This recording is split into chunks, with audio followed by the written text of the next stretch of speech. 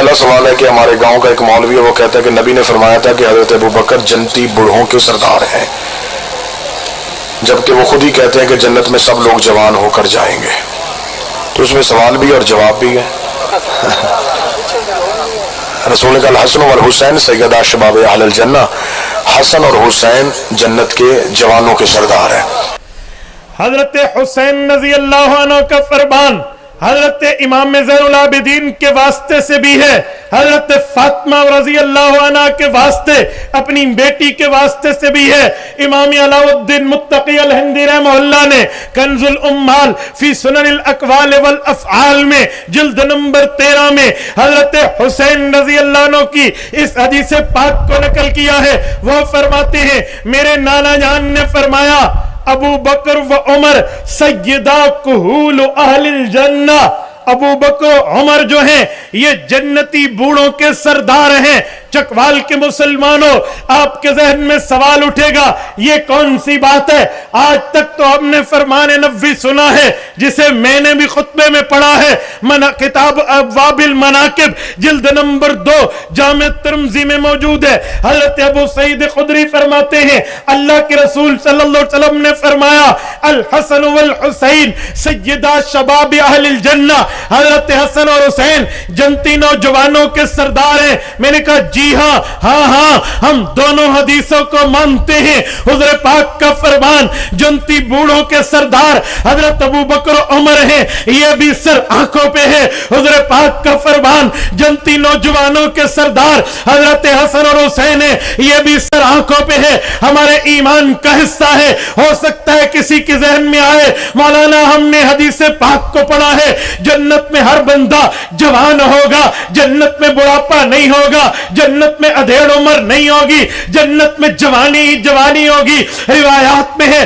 33 سال کی کڑیل جوانی میں ہر جنتی کو ڈھال دیا جائے گا۔ تو پھر جنتی نوجوانوں کے سردار امام حسن اور حسین ہیں، یہ حدیث تو سمجھ آتی ہے۔ اور جنتی نوجوانوں کے سردار کے بعد جنتی بوڑھوں کے سردار ابو بکر و عمر ہیں۔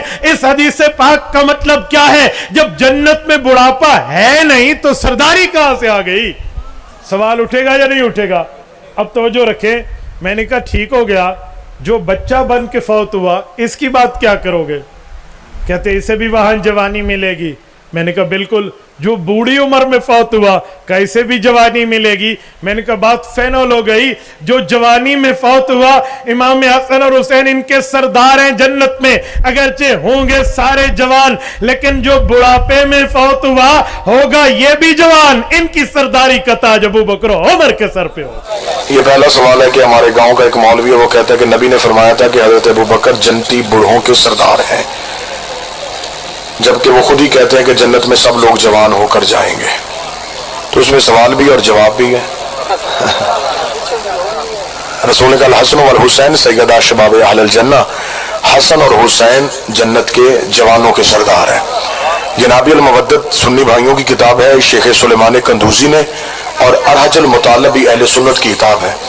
دونوں میں یہ واقعہ لکھا ہے کہ جب نبی نے یہ حدیث کہی تو ایک بوڑھا صحابی اٹھ کے کھڑا ہو گیا۔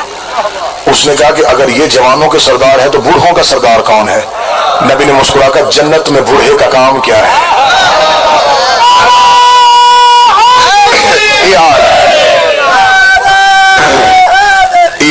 اس نے کہا کہ مولا جنت میں بوڑھے کا کام کیا؟ بوڑھے جنت میں نہیں جائیں گے؟ رسول نے کہا بوڑھا بھی جنت میں جائے گا تو جوان ہو کے جائے گا۔ علی کی محبت بوڑھوں کو جوان کر دیتی ہے اور علی کا بوس جوانوں کو بوڑھا کر دیتا ہے۔ جس نے پنجتن پاک سے صلح کری اس نے مجھ سے صلح کی، اور ہمارے گاؤں کا مولوی کہتا ہے کہ معاویہ نے امام حسن سے صلح کی تھی۔ معاویہ نے امام حسن سے صلح نہیں کی تھی، امام حسن نے شرائط لکھوائی تھی۔ اگر معاویہ کی صلح امام حسن سے مانیں گے پھر یہ ماننا پڑے گا کہ صلح حدیبیہ میں محمد نے کافروں سے صلح کر لی تھی، وہ بھی نبی نے شرائط لکھوائی تھی، شرطیں لکھوائی تھی، وہ صلح نہیں تھی۔ شرط لکھوائی نبی نے، اور صلح حدیبیہ ہر مسلمان گھر کے بچے کو یاد ہے، اسلامیات میں پڑھائی جاتی ہے کہ نبی نے ان کافروں کے ساتھ کچھ شرائط پہ دستخط کروائے کہ یہ شرطیں ہیں۔ اس میں پہلی شرط یہ تھی کہ اگر شرائط جو رکھی گئی تھی وہ اسلامیات میں لکھی ہوئی ہیں کہ اگر کافروں کا کوئی شخص مدینے آ جائے گا مکے سے تو ہم اسے واپس کر دیں گے. اگر یہاں سے کوئی شخص وہاں چلا گیا، مسلمانوں کا کوئی شخص مکے چلا گیا، تو وہ واپس نہیں کریں گے. انہوں نے شرط لکھی، رسول نے دستخط کر دیے. جن بندوں کو نبی کی نبوت میں شک تھا انہیں صلح میں شک ہو گیا. انہوں نے یا رسول اللہ اتنی نیچے ہو کے صلح کیوں کی، ایڈی لفٹ کے صلح کیوں کی؟ یہ شرط کتنی بری ہے کہ ہمارا کوئی بندہ چلا گیا اور وہ واپس نہیں کریں گے، ان کا کوئی بندہ آ گیا تو ہم واپس کریں گے. رسول نے کہا تمہیں حکمت محمد کا نہیں پتا، حکمت رسول کیا ہے. کیا حکمت ہے؟ فرمایا اگر ان کا کوئی بندہ کافروں کا ہمارے پاس آیا، تھوڑی دیر اپنے پاس رکھیں گے، جب اسے واپس بھیجیں گے وہ جا کے بتائے گا جادوگر نہیں، اس کا اخلاق ایسا ہے، اس کی سیرت ایسی ہے، اس کا کردار ایسا ہے.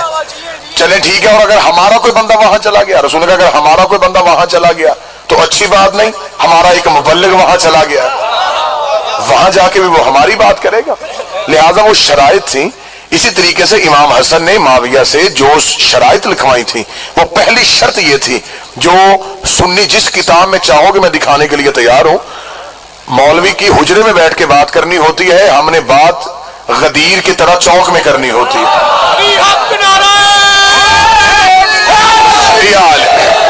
یا تو اس میرے مہربان مولوی کو مجلس میں لے کے جائیں، اگر آپ مجلس میں نہیں لے کے جا سکتے تو مجلس ختم ہونے کے بعد مجھے اس کے پاس لے کے جائیں. حجرے میں بیٹھ کے باتیں وہ کرتا ہے جن کا پیر حجرے میں پیر بنا ہو. ہم چوک میں گفتگو اس لیے کرتے ہیں کہ ہم نے علی حجرے سے نہیں، ہم نے علی غدیر کے ممبر سے لیا ہے.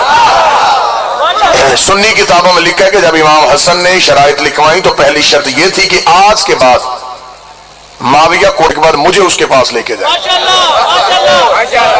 حجرے میں بیٹھ کے باتیں وہ کرتا ہے جن کا پیر حجرے میں پیر بنا ہو. ہم چوک میں گفتگو اس لیے کرتے ہیں کہ ہم نے علی حجرے سے نہیں، ہم نے علی غدیر کے ممبر سے لیا ہے. سنی کتابوں میں لکھا ہے کہ جب امام حسن نے شرائط لکھوائی تو پہلی شرط یہ تھی کہ آج کے بعد معاویہ قرآن و سنت پہ عمل کرے گا. اس نے دستخط کیے، اس کے دستخط کرنا اس بات کی گواہ ہے کہ پہلے نہ قرآن پہ عمل کرتا تھا نہ وہ سنت پہ عمل کرتا. دوسری شرط میرے مولا حسن نے لکھوائی تھی، دوسری شرط میرے مولا حسن نے لکھوائی تھی کہ آج کے بعد کوئی بھی کتا میرے باب علی کو نہیں بھونکے گا، کیونکہ یہ نماز جمعہ کے خطبوں میں علی کو بھونک بھونک کے اپنی ماؤں کے ناپاک دودھ کی خیانت کی گواہیاں دیتے رہے. وہ 1070 خطیب مر گئے، ذکر علی کا آج بھی زندہ ہے. وہ بادشاہ اپنے قبروں کے جہنم میں چلے گئے، لیکن ذکر تو ابو طالب کے بیٹے کا آج بھی زندہ ہے. ذکر اس کا مٹتا ہے جس کا وارث مٹ جاتا ہے. اس ذکر کا وارث کل بھی قائم تھا، آج بھی قائم ہے.